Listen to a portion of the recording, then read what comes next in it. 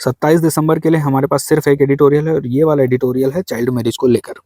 भारत सरकार का लक्ष्य है कि 2030 तक भारत से चाइल्ड मैरिज को खत्म करना है और चाइल्ड मैरिज को खत्म करने के लिए भारत सरकार की तरफ से बहुत सारे प्रयास किए जा रहे हैं, बहुत ज़्यादा प्रयास किए जा रहे हैं, लेकिन अभी भी हमें एक लंबा सफ़र तय करना है क्योंकि भारत के कुछ ऐसे इलाके हैं, कुछ ऐसे समुदाय हैं, साथ ही गरीब समुदायों में और कुछ लोग सामाजिक रीति-रिवाजों के चलते चाइल्ड मैरिज को अभी भी बढ़ावा देते हैं, बच्चों की शादियाँ करवा देते हैं और इन सभी को रोकने के लिए बहुत कुछ किया जाना बाकी है, बहुत ज़्यादा काम किया जाना है। भारत सरकार ने इसके लिए पहले से भी कई योजनाएँ चल रही हैं और फिलहाल भारत सरकार बाल विवाह मुक्त भारत अभियान शुरू किया है। 100 दिन तक अभियान चलेगा और जिसमें जागरूकता अभियान है तो लोगों से मिला जाएगा, लोगों से बात की जाएगी, लोगों को जागरूक किया जाएगा, लोगों को चाइल्ड मैरिज के नुकसान बताए जाएंगे, किस तरह से चाइल्ड मैरिज से बच्चियों को नुकसान होता है और यदि वे कम उम्र में प्रेग्नेंट हो जाती हैं, गर्भावस्था धारण करती हैं तो आने वाले बच्चे के लिए भी किस तरह से नुकसानदेह है। तो भारत सरकार बाल विवाह मुक्त अभियान चला रही है और महिला और बाल विकास मंत्रालय की तरफ से ये अभियान चलाया जाएगा। आंकड़ों को देखें तो चाइल्ड मैरिज में लगातार गिरावट आई है, चाइल्ड मैरिज रेट में। अगर नेशनल फैमिली हेल्थ सर्वे को देखें तो नेशनल फैमिली हेल्थ सर्वे जो सबसे पहला हुआ था 1992-93 में, उसमें लगभग जो रेट था वो था 54.2% और जो नया वाला सर्वे है यानी नेशनल फैमिली हेल्थ सर्वे 5 2019 से 2021 के बीच में जो हुआ था, उसमें सिर्फ 23.3% 23.3% ही चाइल्ड मैरिज की घटनाएं सामने आई थी। हर साल मतलब हर सर्वे के साथ नेशनल फैमिली हेल्थ सर्वे में ये घटना मतलब चाइल्ड मैरिज का रेट कम हुआ है और चाइल्ड मैरिज को हमारे समाज से धीरे धीरे खत्म किया जा रहा है और समुदाय भी अब यह बात समझने लगे हैं कि चाइल्ड मैरिज बच्चियों के लिए, परिवारों के लिए और आने वाले बच्चे के लिए भी कितना नुकसानदेह हो सकता है। लेकिन भारत में चूंकि 146 करोड़ की आबादी रहती है और अलग-अलग क्षेत्रों में, अलग-अलग सामाजिक आर्थिक वर्गों में अलग-अलग परिणाम देखने को मिले हैं। कुछ क्षेत्र और कुछ समुदाय ऐसे हैं जहाँ पर अभी भी बच्चियों की शादी कम उम्र में करवा दी जाती है। जैसे हमने एनएफएचएस 4 में देखा कि 18 से 29 साल की जो लड़कियाँ, जो महिलाएँ शादीशुदा थीं, उनमें से सबसे ज़्यादा जो चाइल्ड मैरिज की घटनाएँ हुई थी, वो पश्चिम बंगाल में, बिहार में, त्रिपुरा में, झारखंड, आंध्र प्रदेश और तेलंगाना में हुई थी। लगभग कुल मिलाकर भारत में 26 से 27% लड़कियों की शादी तय उम्र, कानूनन रूप से जो तय उम्र है 18 साल, उससे पहले ही करवा दी गई थी। सबसे आगे हैं जैसे पश्चिम बंगाल, बिहार, झारखंड, राजस्थान, आंध्र प्रदेश, असम, त्रिपुरा और मध्य प्रदेश जैसे राज्य, जहाँ पर 1/4 लड़कियों की शादी कम उम्र में करवा दी जाती है, 18 की उम्र से भी पहले करवा दी जाती है। संयुक्त राष्ट्र जनसंख्या कोष यानी यूएन पॉपुलेशन फंड ने नेशनल फैमिली हेल्थ सर्वे के डेटा का एनालिसिस किया है और एनालिसिस में उन्होंने कोरिलेशन देखा है। कोरिलेशन देखा है कहाँ पर? चाइल्ड मैरिज, पॉवर्टी और एजुकेशन के बीच में। हम अक्सर देखते हैं कि जो परिवार गरीब होते हैं, जिनकी आर्थिक हालत उतनी ज़्यादा अच्छी नहीं होती है, तो बच्चे को पालने के लिए जो आर्थिक लागत आती है उसकी तंगी के कारण, पढ़ाई के कारण, पढ़ाई के खर्चे के कारण और दहेज की रकम के कारण, मतलब जैसे-जैसे लड़कियों की उम्र बढ़ती है, देखा गया है कि समाज में दहेज की रकम भी बढ़ती है। दहेज भी एक कुप्रथा है और दहेज को भी हमारे समाज से, दहेज की प्रथा को भी हमारे समाज से खत्म किया जाना बहुत ज़्यादा ज़रूरी है। लेकिन जो गरीब परिवार हैं, वो कम उम्र में बच्चियों की शादी करवा देते हैं और जो लड़कियाँ कम उम्र में शादी करके चली जाती है, उनकी शिक्षा खत्म हो जाती है, उन्हें कोई स्किल डेवलपमेंट के लिए कोई मौका नहीं मिलता, उन्हें रोज़गार का कोई अवसर नहीं मिलता और आगे चलकर भी उनकी स्थिति गरीबी की ही रहती है। मतलब हम कह सकते हैं कि गरीबी चाइल्ड मैरिज का कारण है और चाइल्ड मैरिज का प्रभाव भी गरीबी है, गरीबी और अशिक्षा है। तो गरीबी, अशिक्षा और एजुकेशन, इनमें कोरिलेशन है, मतलब गरीब परिवार बच्चियों की शादी जल्दी करवा रहे हैं। डेटा के आधार पर यह बात निकल कर सामने आई है। जैसे इस डेटा में पता चला है कि जो गरीब परिवार थे, गरीब परिवारों में से 40% लड़कियों की शादी कम उम्र में करवा दी गई थी और अमीर परिवारों में सिर्फ 8% लड़कियों की शादी हुई थी कम उम्र में। और जो लड़कियां पढ़ी लिखी नहीं थी, उनमें से लगभग 48% लड़कियों की शादी कम उम्र में हो गई थी और जो लड़कियां पढ़ी लिखी थी, तो उनमें सिर्फ 4% लड़कियों की शादी कम उम्र में हुई थी। तो गरीबी का, अशिक्षा का और चाइल्ड मैरिज का एक संबंध है और यह साइकिल अपने आप में चलता रहता है और कभी ख़त्म नहीं होता। अक्सर हम देखते हैं कि गरीब परिवारों में लड़कियों की शादी जल्दी करवा दी जाती है आर्थिक तंगी के कारण, दहेज की रकम के कारण। और जब लड़कियों की शादी कम उम्र में करवा दी जाती है तो उनके पास एजुकेशन और स्किल डेवलपमेंट का कोई मौका नहीं होता और उनके पास रोजगार का कोई अवसर नहीं होता। सिर्फ और सिर्फ अनस्किल्ड लेबर, अनस्किल्ड वो काम ही कर पाती है। और फिर जब उनके बच्चे होते हैं तो हम देखते हैं जब कम उम्र में लड़कियों की शादी कर दी जाती है तो बच्चे अक्सर कुपोषित होते हैं। बच्चों का शारीरिक और मानसिक विकास नहीं हो पाता है और जब बच्चों का शारीरिक मानसिक विकास नहीं हो पाता है तो आगे चलकर एक गरीबी का दुष्चक्र बना रहता है। इस तरह के परिवारों में चाइल्ड मैरिज की प्रथा भी बनी रहती है और गरीबी भी बनी रहती है। तो अशिक्षा और चाइल्ड मैरिज एक दूसरे से रिलेटेड हैं और इस तरह का दुष्चक्र हमेशा चलता रहता है। बाल विवाह निषेध अधिनियम 2006 का अधिनियम है, लेकिन नेशनल क्राइम रिकॉर्ड ब्यूरो कहता है कि ये कानून ठीक से लागू नहीं किया जाता है, इम्प्लीमेंटेशन ठीक से नहीं होता है, ऊपर से कन्विक्शन रेट भी बहुत ज़्यादा कम है। Prohibition of child marriage act 2006 की बात करें, पीसीएमए 2006 की बात करें तो ये एक्ट आया था 1929 के एक्ट की जगह। 1929 का एक्ट, यदि आपने मॉडर्न हिस्ट्री में शारदा एक्ट के बारे में पढ़ा होगा तो ये वही वाला एक्ट है जो हरबिलास शारदा के प्रयासों से आया था। इसमें लड़कियों की उम्र 14 और लड़कों की उम्र 18 तय की गई थी। तो इस एक्ट को बदलकर ये वाला नया एक्ट आया था और ये वाला एक्ट चाइल्ड मैरिज को रोकने का प्रावधान करता है। लेकिन जैसा हमने देखा कि नेशनल क्राइम रिकॉर्ड ब्यूरो कहता है कि कानून को ठीक से इम्प्लीमेंट नहीं किया जाता है और इसमें कन्विक्शन रेट भी बहुत ज़्यादा कम है। ऊपर से ये जो पॉक्सो एक्ट है, ये वाला कानून भी चाइल्ड मैरिज को रोकने का प्रावधान करता है। ऊपर से इसमें जो कठोर प्रावधान है कि इस कानून में 18 वर्ष से कम उम्र के सभी लोगों को इसमें बच्चा माना जाता है और उनके साथ यदि सहमति के साथ भी यौन संबंध बनते हैं तो उन्हें अपराध माना जाता है।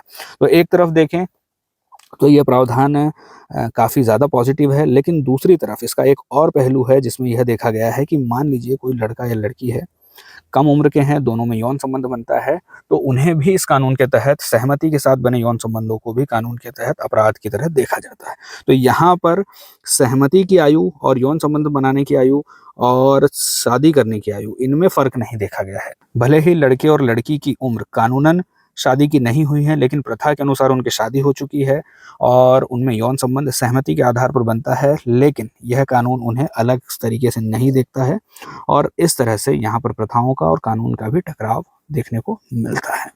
कई बार क्या होता है कि लड़के और लड़कियों में सहमति के आधार पर यौन संबंध बनते हैं। ऐसा भी हो सकता है कि सहमति के आधार पर बने यौन संबंधों में लड़कियां गर्भवती हो जाती हैं और अक्सर कानून के कठोर प्रावधानों से डरकर लड़कियां कभी भी फिर खुलकर सामने अपनी बात नहीं रखती हैं, अपने जो हेल्थ इश्यूज है वो नहीं बता पाती हैं और फिर जो अपंजीकृत, मतलब बिना पंजीकरण, बिना रजिस्ट्रेशन और बिना ट्रेनिंग वाले जो डॉक्टर्स हैं उनसे सहायता लेती हैं और इनके सामने अपनी हेल्थ को लेकर बड़े खतरे खड़े हो सकते हैं। तो कानून के प्रावधानों में इस तरह का लचीलापन होना चाहिए कि जो लड़कियां अपनी हेल्थ इश्यूज को लेकर कहीं पर हेल्प लेना चाहती हैं वो आसानी से मदद ले सकें। और कानूनों में सहमति के साथ बने यौन संबंधों में और शोषण में अंतर होना चाहिए। कानूनों में इतना लचीलापन होना चाहिए कि कोई लड़की अपनी हेल्थ को लेकर कोई हेल्प ले सके। और जब भी बाल विवाह होता है तो हमने देखा है कि माँ के स्वास्थ्य को भी खतरा होता है और बच्चे के स्वास्थ्य को भी खतरा होता है। माँ के स्वास्थ्य, चूँकि माँ खुद एक बच्ची है, उसकी उम्र नहीं हुई है अभी शादी की, लेकिन फिर भी शादी हो चुकी है, गर्भवती हो चुकी है और बच्चे को जन्म देने के दौरान उसमें भी बहुत सारे हेल्थ इश्यूज़ खड़े हो सकते हैं।